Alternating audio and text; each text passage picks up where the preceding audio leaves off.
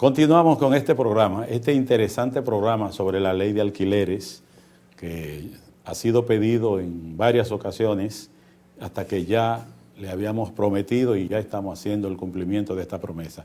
Cerda, con relación a esos contratos de alquileres que a veces algunos propietarios quieren tener en la parte trasera del inmueble alguna habitación o algún cuarto y en ocasiones en los anexos también de los lugares alquilados, que se le deje como accesar o a ellos o a alguien que ellos mandan frecuentemente, porque ese que envió, él dice, no, porque fulano me envió. ¿Qué tiene usted que decir con relación a eso? Porque los contratos deben cumplirse y hay una ley que así lo contempla. Bueno, lo primero, y gracias por la pregunta, porque estamos en la formación del contrato, luego entonces vamos a pasar a otros aspectos como son la ejecución y las consecuencias que tiene el contrato desde el punto de vista procesal, digamos, los procedimientos, eso lo vamos a desarrollar también, pero eso viene ahora. En la formación del contrato está la libertad, la voluntad libre y exenta de vicios que tiene el inquilino y que tiene el propietario. Sobre esa base se va a formar el contrato. Y ese contrato, entonces, luego que ya están manifestadas las voluntades de uno y otro, ya se convierte en ley para ellos dos. ¿Qué es lo que tiene que hacer el inquilino? ¿Qué es lo que tiene que hacer el inquilino?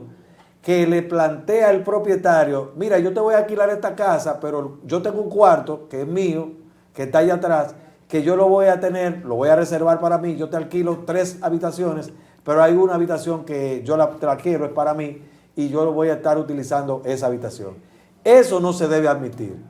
Y no se debe admitir sobre la base de lo que establece el artículo 19 de la ley 8525, que señala las obligaciones del propietario o arrendador, entre las cuales está, primero, garantizar la legitimidad de su derecho y del uso y goce pacífico del inmueble por todo el tiempo contratado. Esa es la número 1. La número 2, entregar al inquilino el inmueble objeto del alquiler con sus instalaciones, servicios básicos, accesorios, muebles en buen estado de servicio, seguridad y sanidad, según el contrato, excepto si en el contrato el inquilino asume la obligación de restaurar el inmueble en mal estado.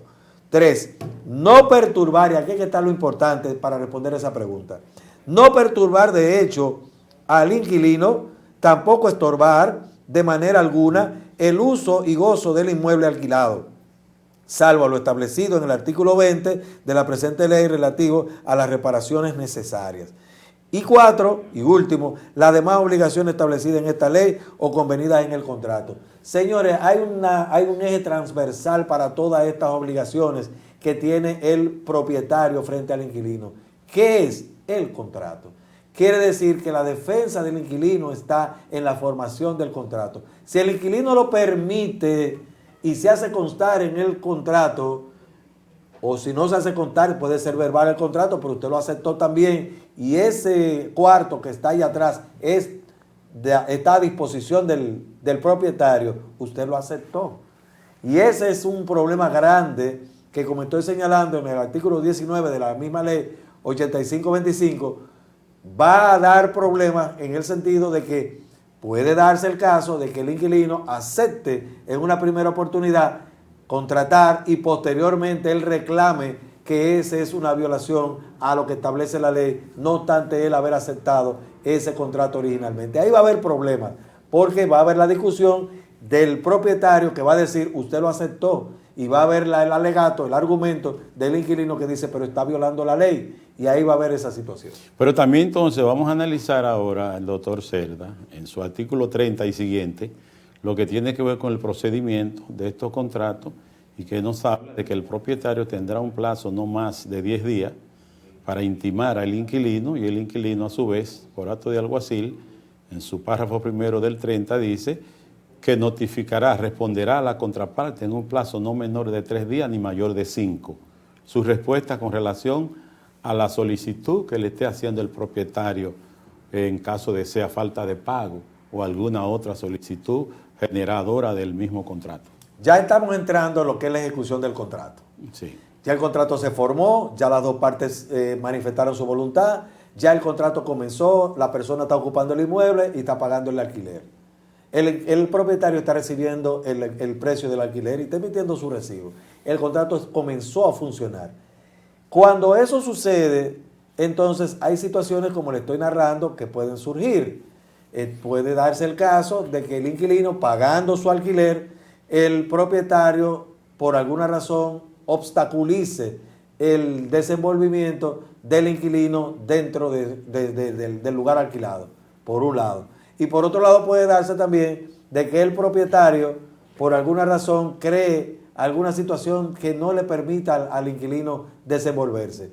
Por ejemplo, le pida el inmueble fuera antes de que se venza el término. Todos estos elementos tienen que estar sí o sí precedidos de una intimación. Eso es nuevo dentro de la ley 8525. Para cualquier violación que tenga el inquilino o el propietario, tiene que mediar una intimación antes de la demanda. Lo que es lo mismo que si el inquilino o el mismo propietario han encontrado que tienen la necesidad de presentarse ante el juez, si no hay una intimación previamente formulada del que está reclamando el cumplimiento del contrato, la demanda es inadmisible. O la denuncia de entrega del inmueble, como dice el párrafo del 31.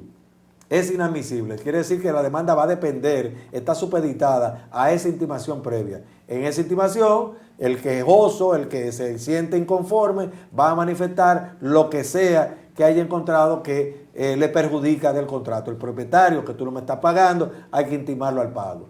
Que violaste la estructura del lugar alquilado porque te lo di para una cosa y le tumbaste una pared, le tapaste una ventana, lo que fuera, entonces eso tiene que estar en la intimación de restitución a la posición anterior en la que se encontraba el inquilino, en la que se encontraba el inquilinato. El inquilino, por su lado, encuentra que el propietario ha violado el contrato, pues entonces también tiene que intimarlo para que esto sea posible, admisible la demanda entonces ante el tribunal, que ya veremos que son tribunales diferentes si se trata de una vivienda o si se trata de un local de alquilado, un local comercial alquilado.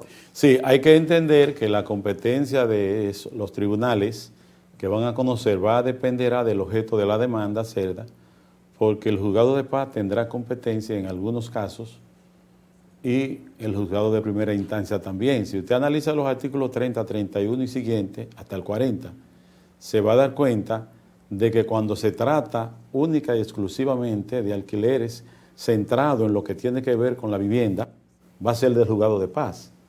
Pero cuando se traten ya, por ejemplo, de esos contratos que tienen que ver, como usted señalaba, con algunos asuntos de comercio, los contratos que no son propiamente de vivienda, sino los Airbnb, los contratos de hospedaje o de hoteles o turismo, como le puedan llamar, van a tener un tribunal diferente. Entonces, cuando se trate también de aquellas demandas que tengan que ver con los desahucios de lugares, eso también tendrá un tribunal, pero cuando se trate de lo que tiene que ver con la tácita reconducción por la llegada del término, eso también tiene su competencia y es un objeto distinto. ¿Qué nos puede decir sobre este particular? Bueno, no hay mucha novedad en ese sentido. Los tribunales siguen siendo el juzgado de paz y primera instancia. Los juzgados de paz para los lugares alquilados dedicados a viviendas y por falta de pago,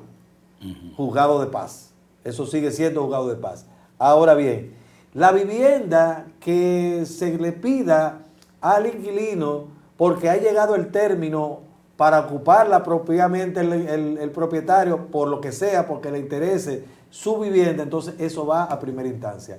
Los locales comerciales alquilados que por alguna razón o no pagan o llegó el término también, para primera instancia. Las instituciones sin fines de lucro, llámense las ONG, también van para primera instancia. Los de tribunales son hasta ahora los mismos, juzgado de paz y primera instancia. Pero antes, en la falta de pago, por ejemplo, en la legislación anterior, la falta de pago de un local alquilado, de un local comercial alquilado, se llevaba también por el juzgado de paz. Ya no es así. Ya ahora hay más trabajo para el juez de primera instancia. Pero entonces, doctor, hay demandas que se hacen por incumplimiento contractuales. Y esta ley, si usted analiza el 31, le habla del juzgado de paz, el párrafo 2, inclusive le habla de los incidentes, el párrafo 1 y 2, que pueden ser acumulados para ser fallados conjuntamente con el fondo. Díganos algo sobre ese particular. Bueno, como estoy señalando, los juzgados de paz para falta de pago. En materia, tratándose de locales dedicados a vivienda.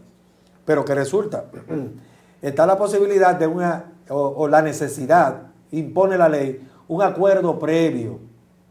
Hay una audiencia primera de conciliación entre el inquilino y el propietario que es anterior a la demanda propiamente dicho. Lo que es lo mismo. Si al propietario no le pagan su alquiler, tiene que hacerle un mandamiento de pago, una intimación de pago. Ese gasto de pagarle un alguacil para intimar a la persona inquilina, eso lo tiene que pagar el propietario. Pero si aún así no paga, hay que hacer una audiencia preliminar.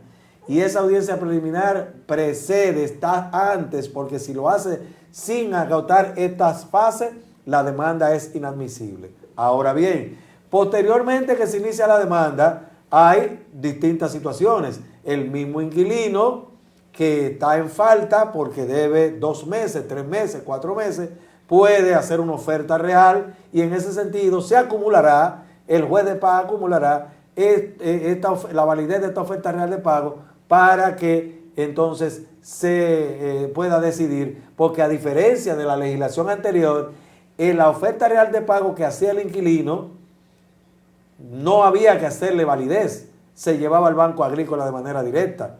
Ahora es diferente. Ahora esta oferta real tiene que validarse en el mismo juzgado de paz y eso se acumula conjuntamente con la reclamación del pago que esté haciendo el propietario. Ahí hay una serie de situaciones que van cambiando donde realmente me parece a mí, eso es lo que creo, que los propietarios, las compañías constructoras, los desarrolladores inmobiliarios están perjudicados todavía con esta situación. El Tribunal Constitucional, al momento de declarar inconstitucional la ley 4807, había dicho que la situación que se presentaba en 1959 de carencia, de falta de esas viviendas, ya eso había desaparecido y por vía de consecuencia no había necesidad de hacer tanta protección de los inquilinos. Vamos a continuar con Continuamos en el próximo. En el próximo bloque.